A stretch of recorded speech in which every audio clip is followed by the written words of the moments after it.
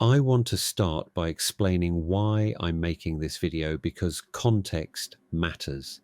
We're living in a time where conversations are becoming harder to have, not because the issues are more complex, but because nuance is disappearing.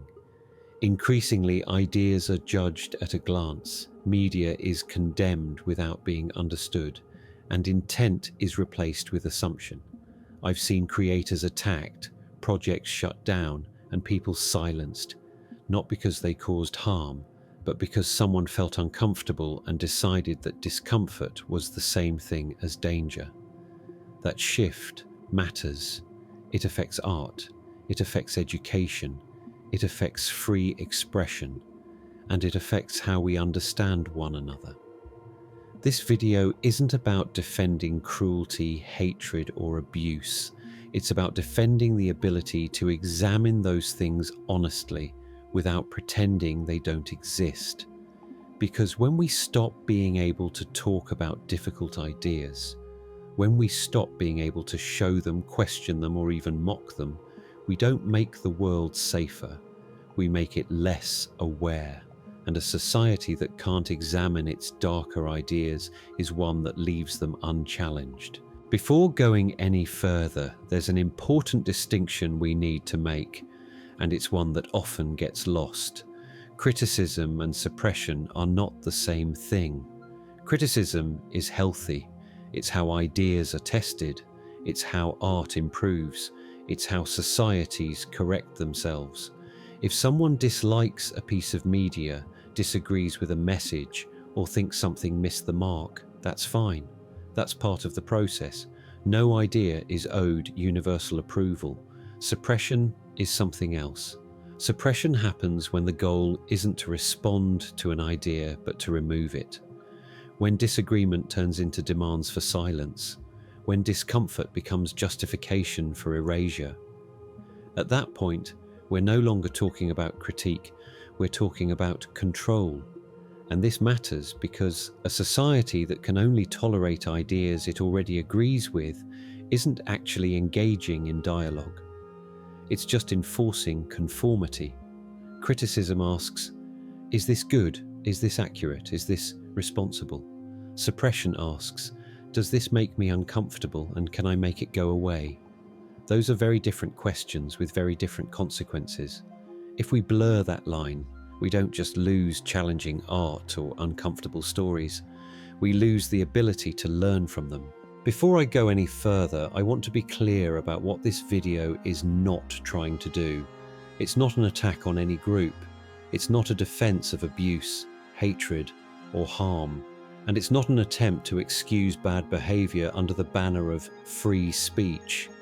I'm not saying that all media is above criticism or that creators should never be held accountable. Accountability matters, context matters, impact matters. What I'm saying is that intent also matters, and that meaning doesn't exist in isolation from context, consequence, or narrative function. This isn't about telling people to just toughen up or dismissing genuine concerns. It's about understanding the difference between something being uncomfortable and something being dangerous. And it's about recognizing that removing difficult material doesn't make society healthier. It just makes us less capable of dealing with reality when it shows up unfiltered. If you disagree with me at the end of this video, that's fine. Disagreement is part of the conversation. But I'm asking you to listen to the reasoning before deciding what you think I'm saying, because that distinction is exactly what this video is about. One of the biggest misunderstandings in modern media discussion is the idea that showing something is the same as supporting it. Depiction is not endorsement. When a story shows a racist character, a sexist character, a manipulator, or a predator, it is not automatically agreeing with that worldview. Very often it's doing the opposite. Stories need antagonists. They need flawed people. They need bad ideas, so those ideas can be examined, challenged, and dismantled. If depiction automatically meant endorsement, then villains couldn't exist at all. Crime dramas would be impossible. Horror wouldn't function. Satire would collapse entirely. What matters isn't that something is shown, it's how it's shown and what the narrative does with it. Does the story reward the behavior? Does it present it as admirable? Or does it expose it, ridicule it, or show its consequences? Those distinctions are everything. When we skip that analysis and react only to surface content, we don't actually critique media, we misread it. And when misreading becomes the basis for suppression, we don't protect people from harm, we just remove the tools that help us understand it. So, if depiction isn't endorsement, the next question is obvious. Why do creators keep returning to dark material in the first place? The answer is simple: because darkness exists. Dark fiction has always been one of the ways human beings explore danger, failure, and moral collapse without having to experience those things directly. Long before film or games, we did this through myth, tragedy, and folklore. Stories about monsters, tyrants, betrayal, and corruption weren't there to celebrate those things. They were there to warn us about them. Dark fiction creates a safe distance. It allows us to look at manipulation, abuse, violence, and cruelty from the outside, where we can recognize patterns, consequences, and warning signs without real people being harmed. That distance matters. You don't learn how predatory behavior works by pretending it doesn't exist. You learn by seeing it exposed, stripped of excuses, and followed through to its outcome. When done responsibly, dark fiction doesn't desensitize people. It sharpens them. It teaches us what to watch for, what to avoid, and what happens when certain lines are crossed. Removing that kind of fiction doesn't remove darkness from the world. It just removes one of the safest ways we have to understand it. This same logic applies to modern media, whether that's film, television, video games, or AI-driven characters. These formats don't change the underlying principle. They just change how interactive the experience is. A game that depicts violence isn't teaching violence. A film that shows prejudice isn't endorsing it.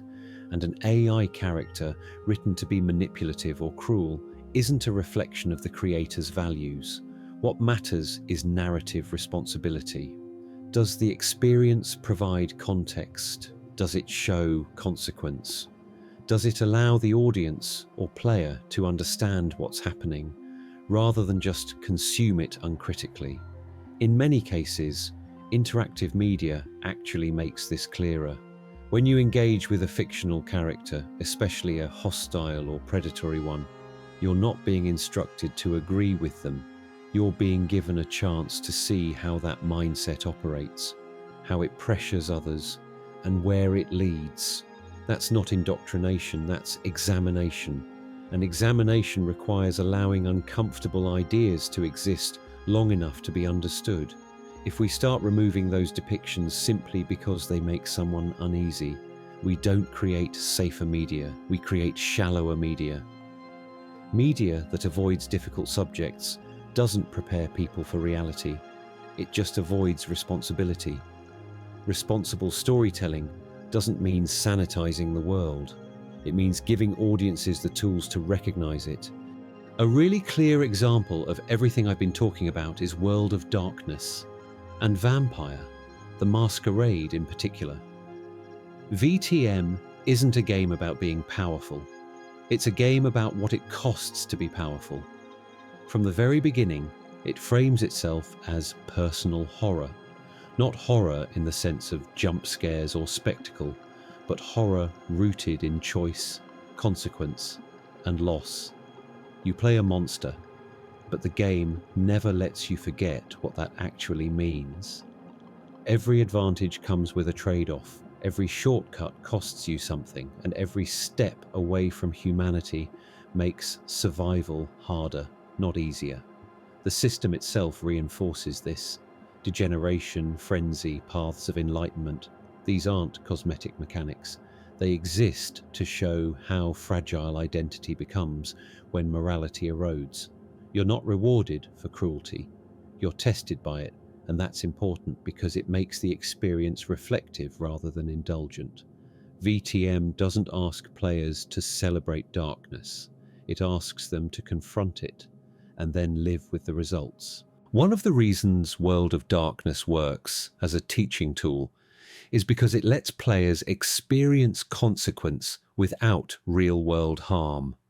In real life, learning the cost of bad decisions often means someone gets hurt, sometimes permanently. Fiction gives us a safer alternative.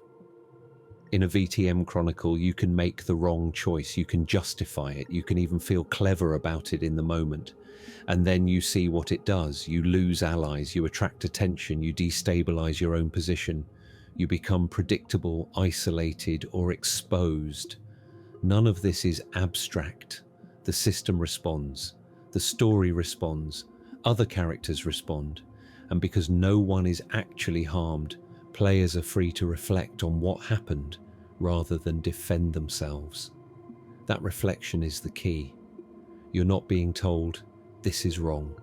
You're being shown, this is what this leads to. That kind of learning is deeper than instruction. It sticks because it's experienced, not imposed.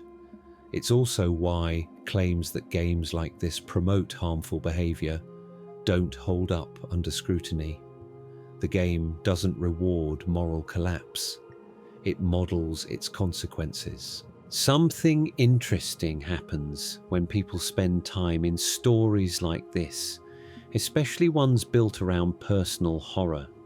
Many players come away with a clearer understanding of themselves, not because the game tells them who they are, but because it puts them in situations where their instincts, justifications, and limits are tested. When you roleplay a character who lies, manipulates, or prioritizes power over connection, you start to notice patterns, not just in the character, but in how easy it is to rationalize certain choices. That realization can be uncomfortable, and that's exactly why it's valuable. Self-awareness doesn't usually come from being reassured. It comes from noticing the gap between who we think we are and what we're capable of under pressure. Fiction creates a safe space to explore that gap. You can examine impulses without acting on them in the real world. You can recognize warning signs without becoming the thing you're examining. And you can walk away with insight instead of damage.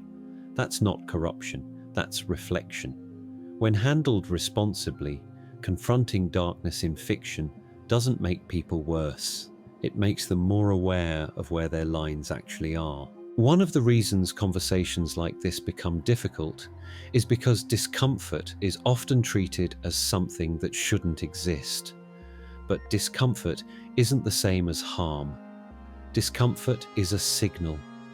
It tells us we're encountering something that challenges our assumptions, our identity, or our sense of control. In learning environments, whether that's education, therapy, or storytelling, discomfort is often unavoidable, and in many cases, it's necessary. If a story never unsettles you, it probably isn't asking you to think very deeply. World of Darkness doesn't aim to make players comfortable. It aims to make them aware. Awareness isn't always pleasant, but it is valuable. When we try to remove discomfort from fiction entirely, we don't make people safer. We make them less prepared. The goal isn't to seek discomfort for its own sake. The goal is to understand why it appears and what it's pointing to. Confusing discomfort with harm leads to bad decisions, especially when it becomes the basis for silencing stories instead of engaging with them. Learning requires friction. Growth requires tension. And avoiding both doesn't protect us, it limits us. To understand why media and fiction are so often misread, we also need to talk about something broader: how we confuse very different things under the same labels. Race, sexuality, culture, and ideology are not interchangeable. Treating them as if they are causes real harm. Race describes physical heritage. Sexuality describes innate orientation. Culture describes learned behaviors and traditions. Ideology describes beliefs and values. Only two of those are chosen, and only one of them should ever be evaluated morally. When we blur these distinctions, criticism stops being precise. It stops targeting behavior or belief and starts targeting people for who they are. That's how prejudice survives. Not always through hatred, but through laziness, through shortcuts that replace understanding with assumption. This confusion shows up everywhere, in politics, in social media, and increasingly in how people react to stories and characters. A character represents an ideology, and suddenly the audience assumes it represents a race. A belief system is critiqued, and suddenly it's treated as an attack on identity. That collapse of categories makes honest discussion almost impossible. If we want to reduce harm rather than spread it, we have to get better at aiming our criticism. And that starts with knowing exactly what we're criticizing.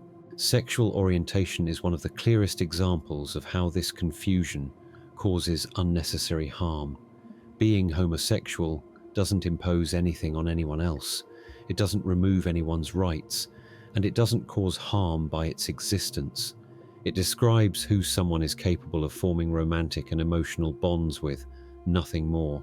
From an ethical standpoint, harm matters, and here there is none. People don't choose their orientation, and they don't become it through persuasion or exposure. It's a fundamental part of how they're wired, so when hostility appears, it usually isn't rooted in evidence or consequence. It's rooted in discomfort, often inherited, conditioned, or unexamined. In some cases, that discomfort comes from cultural or religious frameworks. In others, it comes from fear of difference. And sometimes it comes from unresolved internal conflict. That doesn't make people evil, but it does make the behavior harmful when it's projected outward. Discomfort is not justification for hostility, and when media depicts homosexuality, whether positively, negatively, or neutrally, it isn't creating something new. It's reflecting something that already exists in the world. Treating that depiction as dangerous says more about the reaction than the content. If we care about reducing harm, we need to distinguish between personal unease and actual ethical impact. Those are not the same thing. Race-based prejudice often works differently from other forms of hostility. In many cases, it isn't driven by direct experience or conscious hatred. It's driven by conditioning, ideas absorbed over time, often without being questioned. People pick up assumptions from family, media, social narratives, and historical framing. Those assumptions become shortcuts, and shortcuts feel efficient even when they're wrong. The danger is that once a shortcut exists, evidence stops mattering. Someone is judged not by their actions, but by an expectation attached to their appearance. Character gets replaced with category. Stories have explored this for decades, often very deliberately. Films like Trading Places didn't reinforce racial stereotypes. They exposed how absurd and unreliable they are. The point wasn't that a black man was a criminal. The point was that society assumed he must be based on appearance alone. That distinction is important, and it's often missed. When people react to those depictions without engaging with context or outcome, they repeat the same error the story is critiquing. They see a portrayal and assume intent. That's how prejudice sustains itself. Not always through malice, but through failure to interrogate the assumptions we've inherited. If we want to reduce racial harm, we have to get better at questioning the stories we tell ourselves, not just the ones we see on screen. It's also important to say this clearly. Not all criticism is prejudice. Culture and ideology are not the same as race or sexuality. They are learned, transmitted, and reinforced, and that means they can be examined, challenged, and criticized. Critiquing a belief system isn't an attack on a person's biology or existence. It's an evaluation of ideas and behaviors. That distinction matters because if we treat all criticism as bigotry, we end up protecting harmful practices from scrutiny. Practices like forced conformity, gender-based subjugation, authoritarian belief systems, or doctrines that justify violence or control. Questioning those things isn't hatred, it's moral reasoning. The problem arises when people collapse these categories, when critique of an ideology is misrepresented as an attack on race, or when hostility toward people hides behind the language of cultural concern. Both are dishonest and both cause harm. A healthy society needs to be able to say this belief is harmful without saying these people are the problem, and it needs to be able to defend people's right to exist without shielding every idea they encounter from examination. When we lose that balance, discussion turns into accusation, and real problems become impossible to address. Another place where these distinctions break down is when we confuse individuals, groups, and institutions as if they were the same thing. They're not. Governments act. Institutions make decisions. Groups contain individuals, often with wildly different beliefs. Holding an entire population morally responsible for the actions of a state or organization is one of the oldest and most damaging shortcuts in human history. An individual might support their government. They might oppose it. They might be powerless under it, or they might be actively harmed by it. You can't know which is true without looking at the individual. When we skip that step, accountability becomes indiscriminate, and indiscriminate blame always harms people who had nothing to do with the decision being condemned. Criticism loses its precision, justice loses its meaning, and moral reasoning gets replaced by suspicion. If we care about responsibility, we have to aim it accurately, not broadly. Otherwise, we stop holding power accountable and start punishing identity instead. We can see this kind of misplaced blame very clearly in the modern world. When tensions rise between nations, it's common to see hostility spill over onto ordinary people who happen to share a nationality, a language, or a cultural background. Someone becomes suspect not because of anything they've done, but because of where they were born or what passport they hold. That isn't accountability, it's substitution. It replaces careful judgment with a shortcut, and shortcuts feel satisfying, but they're rarely accurate. The same thing happens in smaller ways every day. A group is associated with a handful of bad actors. An ideology is assumed based on appearance. A belief is projected onto someone without being asked. Once that happens, dialogue stops, people stop listening, and the very problems we claim to care about become harder to solve. History is full of examples where collective blame didn't prevent harm, it amplified it. If the goal is to reduce suffering rather than redirect anger, then responsibility has to stay specific. It has to stay evidence-based, and it has to stay focused on actions, not identities. Moral shortcuts usually don't come from cruelty. They come from fear, fatigue, or a desire for certainty. When situations feel complex or overwhelming, it's tempting to simplify, to reduce a problem to a label, to assign blame quickly and feel resolved. But that sense of resolution is false. When we replace evidence with assumption, innocent people become collateral damage, responsibility becomes vague, and real accountability quietly disappears. This is how entire groups end up carrying the weight of actions they didn't take. Moral shortcuts feel righteous because they're easy. They don't require listening, they don't require investigation, and they don't require us to sit with uncertainty. But ethics isn't about what feels satisfying, it's about what's accurate. Once we accept collective blame as reasonable, we normalize injustice as long as it's aimed broadly enough. And that's not a safeguard against harm, it's an engine for it. If we care about justice rather than punishment, we have to resist the urge to simplify people into symbols. Accountability matters, but accountability only works when it's applied without dehumanization. Holding someone responsible for their actions doesn't require stripping them of individuality or dignity. In fact, doing so undermines the very idea of responsibility. When we treat people as symbols instead of individuals, we stop responding to what they've done and start reacting to what they represent in our minds. That doesn't correct behavior, it hardens positions. Real accountability is specific, it's evidence-based, and it's focused on actions, not identities. You can condemn a policy without condemning a population. You can reject an ideology without attacking a person's existence. And you can challenge harmful behavior without becoming harmful yourself. This isn't about being gentle for the sake of comfort, it's about being accurate. Justice without precision isn't justice, it's retaliation. If we want accountability to lead to change, rather than escalation, we have to keep people human, even when we hold them responsible. Everyone is entitled to their beliefs. You're entitled to your values. You're entitled to your lifestyle. You're entitled to your moral framework.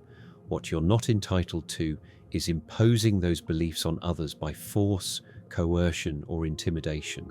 That line matters.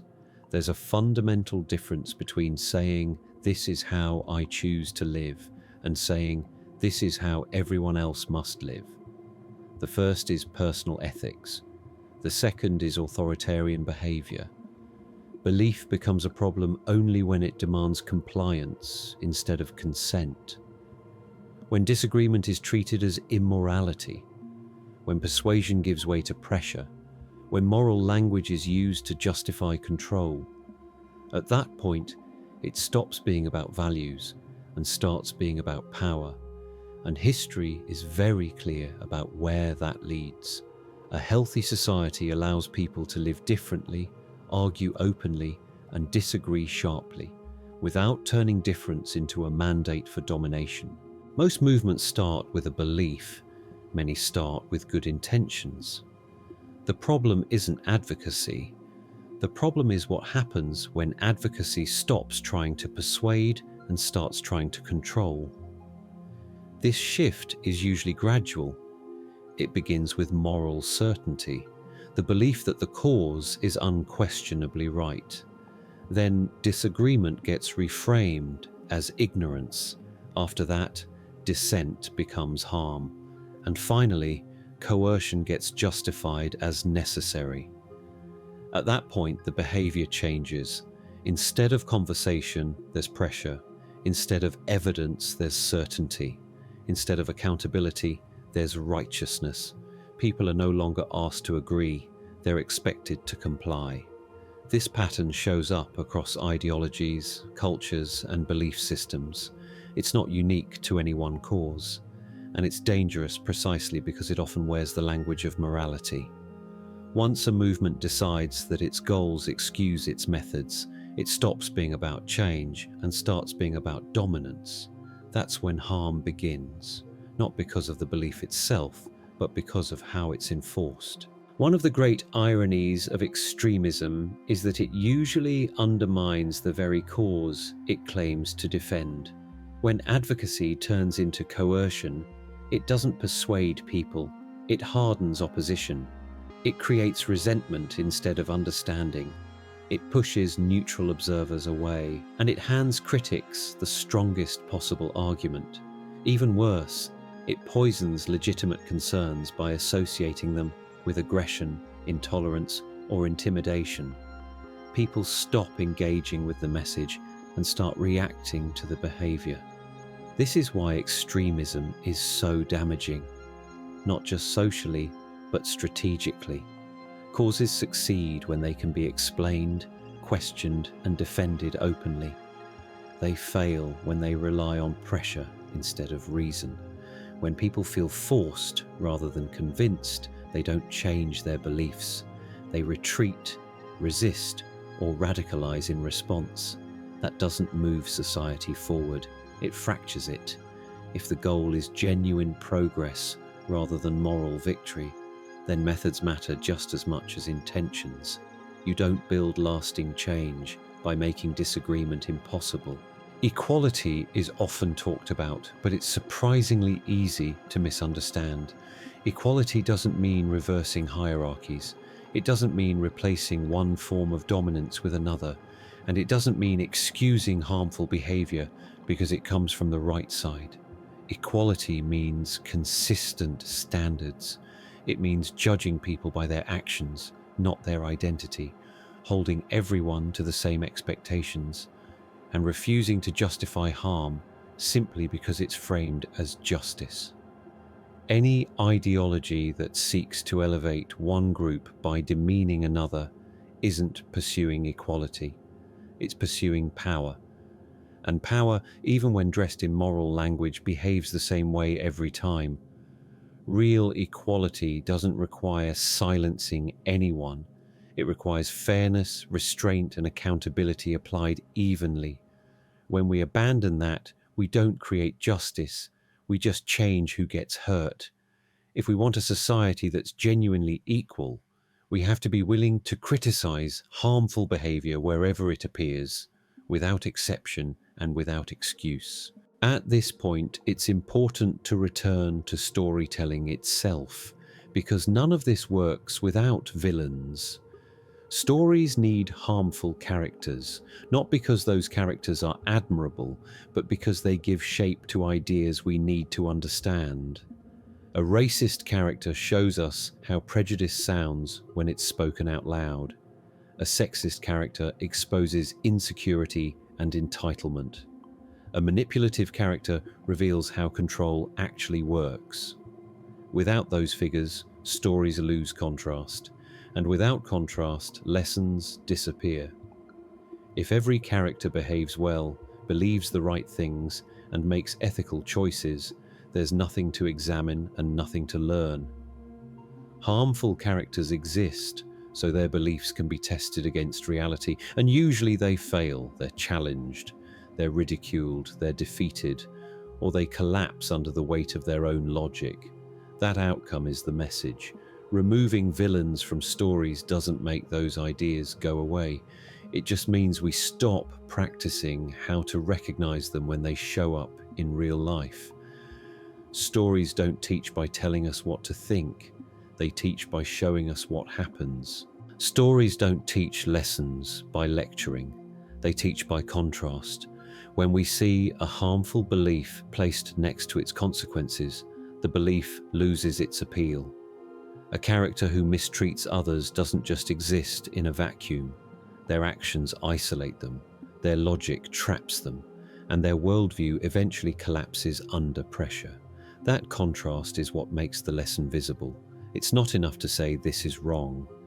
People need to see why it fails. Good storytelling follows harmful ideas to their natural conclusion and lets the audience watch what happens. That's why consequences matter so much. If a narrative rewards cruelty, that's a problem. But most responsible stories don't. They show that cruelty limits options, destroys trust, and leads to downfall, sometimes quickly, sometimes slowly. When people walk away thinking, that character was ridiculous, or that ended badly, the story has done its job. Contrast turns abstract values into lived understanding. Without it, stories become shallow. With it, they become instructive. Interactive fiction adds another layer to this discussion because it doesn't just show ideas, it lets people confront them. In role-playing games, simulations, or AI-driven narratives, the audience isn't passive. They're making choices. They're responding. They're seeing consequences unfold based on what they do. That isn't indoctrination. It's engagement. When someone interacts with a manipulative character, They aren't being taught to agree with them. They're being given the opportunity to recognize tactics, test responses, and see how those behaviors operate in real time. That's a fundamentally different experience from being told what to believe. In many cases, interactive fiction makes harmful ideologies look weaker, not stronger. They fail under pressure, they become predictable, and they're often defeated precisely because they rely on control rather than cooperation. Participation doesn't blur moral lines, it clarifies them. You don't come away thinking, that was admirable. You come away thinking, now I see how that works. And that understanding is exactly what makes people harder to manipulate in the real world. Interactive fiction doesn't remove responsibility from the audience. It increases it by forcing choices, consequences, and reflection. When we start removing villains from stories, we don't remove harm, we remove understanding. If harmful ideas can't be depicted, they can't be examined. If they can't be examined, they can't be challenged. And if they can't be challenged, they don't disappear. They just go unrecognized. Sanitized media doesn't prepare people for reality. It leaves them unequipped when they encounter manipulation, prejudice, or abuse outside of fiction. Without villains, stories lose their warning function. We stop showing how bad ideas operate. We stop showing their consequences. And we stop practicing how to confront them safely. That creates a vacuum, one where harmful beliefs aren't dismantled through narrative, but discovered later through experience, when the stakes are real. Removing difficult material might feel protective in the short term, but in the long term it weakens cultural literacy. A society that can't portray its own problems loses one of the safest ways to understand them. Stories aren't dangerous because they show darkness. They're dangerous only when they pretend darkness doesn't exist. Comedy might seem like an odd place to look for moral clarity, but historically, it's been one of the most effective tools for confronting dangerous ideas.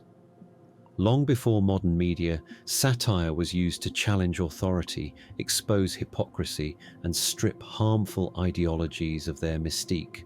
Satire doesn't argue that an idea is wrong in abstract terms. It shows how it behaves when taken seriously and lets it collapse under its own weight. That's why satire often targets power, rigidity, and certainty. Not because those things are funny on their own, but because exaggerating them reveals their flaws. When an ideology can't survive being laughed at, it's usually because it relies on fear, reverence, or unquestioned authority.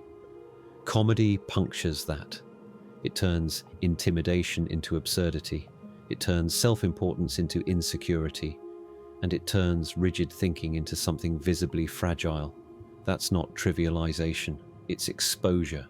Satire has always played this role, not to deny the seriousness of harm, but to deny harmful ideas the dignity they demand.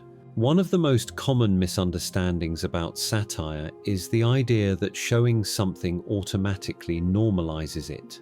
Ridicule and normalization are not the same thing. Normalization makes an idea feel acceptable, reasonable, or desirable. Ridicule does the opposite. It strips an idea of credibility and exposes its weakness. When satire exaggerates harmful beliefs, it isn't inviting agreement, it's inviting recognition. The audience isn't meant to think, that makes sense. They're meant to think, that's ridiculous, and that reaction matters. Ridicule removes the sense of inevitability that dangerous ideas rely on. It shows that they aren't profound, inevitable, or strong. They're often insecure, obsessive, and brittle. This is why authoritarian movements have always feared satire more than criticism. Criticism can be debated. Satire undermines authority by refusing to take it seriously. Confusing ridicule with normalization reverses the lesson.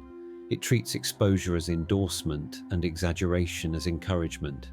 And in doing so, it hands harmful ideas a level of seriousness they don't deserve. Satire doesn't make bad ideas stronger, it makes them smaller. A clear example of this comes from British comedy. especially the way it uses satire to strip dangerous ideas of their false dignity. John Cleese is a strong example of this in Fawlty Towers and Monty Python. In one of the most discussed scenes from Fawlty Towers, Cleese's character impersonates Hitler. On the surface, it looks outrageous, but the intent is precise. He looks ridiculous. The behavior is exaggerated. The obsession is exposed as petty and absurd. Nothing about the scene invites admiration. Nothing about it lends dignity to the ideology. The humour isn't aimed at ordinary people, and it isn't defending the past.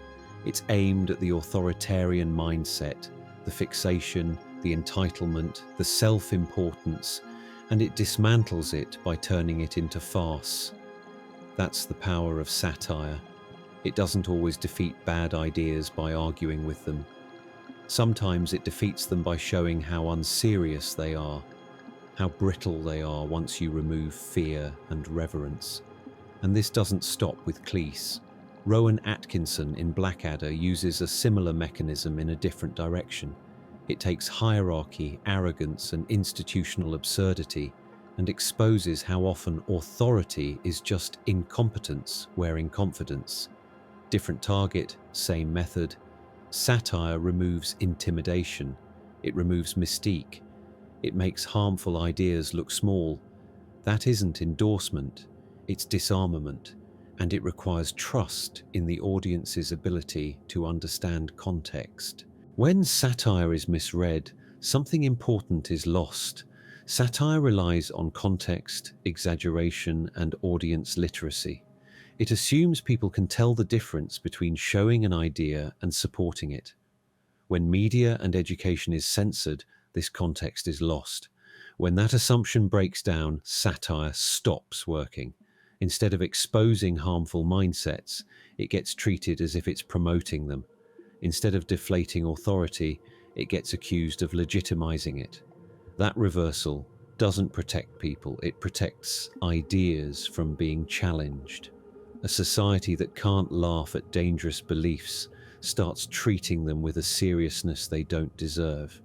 And once that happens, criticism becomes cautious, comedy becomes timid, and cultural self-examination weakens. This doesn't make us more ethical, it makes us more fragile. Satire is one of the safest ways to confront bad ideas because it removes fear without removing clarity. When we lose the ability to recognize satire, we lose one of the most effective tools we have for resisting rigid thinking, including our own. At this point, I want to use an example for those of you who are familiar with my work. The homebrew clan Ashuri created for Vampire, the Masquerade. On the surface, the Ashuri look powerful. They're intelligent, they're disciplined, and they exist without conventional morality. To someone encountering them for the first time, that can look like freedom. No guilt, no conscience, no hesitation. It's easy to assume that removing morality would make a character more effective in a setting like World of Darkness, more ruthless, more efficient, more capable. That assumption is deliberate and wrong. The Ashuri are designed to invite it, because that belief is exactly what needs to be tested. World of Darkness has always been about asking uncomfortable questions, and the Ashuri ask one very directly. What happens if you remove morality entirely, not as an act of rebellion, but as a way of life? At first glance, the answer looks tempting, but the setting doesn't stop at first glance. What usually happens next is that players discover the assumption doesn't hold. Most Ashuri fail early, not because the clan is weak, but because it's misunderstood. Playing an Ashuri as if they're simply evil without consequences leads to fast collapse. They burn through allies, they overestimate control, they underestimate social consequence, and they assume power replaces trust. In World of Darkness, that's fatal. The setting punishes characters who treat people as disposable too quickly. Information dries up, enemies accumulate, and exposure becomes inevitable. Without morality, Ashuri lack the stabilizing mechanisms that allow other characters to survive long-term. There's no loyalty to fall back on, no shared ethical baseline, no reason for others to take risks for them. What looks like freedom turns into isolation. Most Ashuri don't die because they're hunted down. They die because they miscalculate the cost of existing without human limits. That failure isn't accidental, it's the first lesson. But some players don't fail. Some understand the Ashuri. They play them with discipline, restraint, and precision. They survive. And that's where the deeper horror begins. If you look closely at the law, especially their eidolon discipline, you see what success actually costs. Every step forward in power doesn't make the Ashuri more present. It makes them less. They become harder to perceive, harder to remember, harder to anchor in the world. Influence replaces identity. Function replaces self. At higher levels, the Ashuri don't dominate the world. They fade from it. They aren't building legacy. They aren't forming culture. They aren't remembered. They become an absence. This isn't accidental design. It's the conclusion of a life without morality. When connection, empathy, and recognition are removed, existence itself becomes unstable. The Ashuri don't ascend. They dissolve. Success doesn't make them more real. It erases them. This is what the Ashuri are meant to teach. Power without morality doesn't create freedom. It creates instability. Efficiency without empathy doesn't build strength. It erodes connection. And existence without recognition doesn't lead to transcendence. It leads to disappearance. The Ashuri don't fail because they're weak. They fail because living without morality removes the structures that make survival possible. And when they succeed, they don't win in the way people expect. They lose themselves. That isn't an endorsement of cruelty or nihilism. It's a demonstration of where those ideas lead when they're followed honestly. This is why fiction matters. It allows us to test ideas to their limits, safely, and see the outcome without real-world harm. When people say dark fiction promotes bad behavior, examples like this show the opposite. It exposes it, it challenges it, and it lets it collapse under its own logic. At this point, it's worth asking why so many of these issues keep circling back to suppression. The answer is uncomfortable, but simple. Suppression often feels safer than scrutiny. Scrutiny requires effort. It requires thinking. It requires sitting with ideas we don't immediately like. Suppression feels cleaner, faster, more decisive. If something is removed, the discomfort goes away, at least temporarily, but nothing has actually been understood. When we suppress stories, characters, or ideas instead of examining them, we don't eliminate the problem, we just avoid looking at it. Character AI removes a character because it's a manipulative predator. BBC removes a scene because satire was misunderstood. Netflix bans a series because of an expressed viewpoint. That avoidance creates a false sense of safety. It allows harmful ideas to remain unexamined, unchallenged, and often misunderstood, waiting until they appear in real life, where the consequences are real. Scrutiny is harder than silence, but it's also more resilient. A culture that examines itself openly develops tools to recognize danger early. A culture that suppresses instead relies on avoidance, and avoidance doesn't hold up under pressure. Choosing scrutiny over suppression isn't about tolerating harm. It's about building the ability to recognize it before it spreads. There's a common assumption that limiting discussion makes society safer. In reality, the opposite is often true. Ideas don't become dangerous because they're discussed openly. They become dangerous when they're pushed underground, where they go unchallenged. Open critique acts as pressure relief. It allows bad ideas to be questioned in public, tested against evidence, and exposed to scrutiny. It gives people a way to encounter disagreement without turning it into identity or conflict. When people are allowed to ask questions, even uncomfortable ones, they're less likely to seek answers in isolated spaces where certainty goes unchallenged. Suppression removes that release valve. It doesn't eliminate belief, it concentrates it. And concentrated belief, especially when it can't be questioned, is how radicalization takes root. Open discussion does something important. It slows ideas down. It forces them to justify themselves. And it gives others the chance to respond with context instead of outrage. This doesn't mean every idea deserves respect. It means every idea benefits from exposure to criticism. Sunlight doesn't make bad ideas stronger. It shows their flaws. As we come toward the end of this, I want to return to a simple idea that's been running through everything I've said.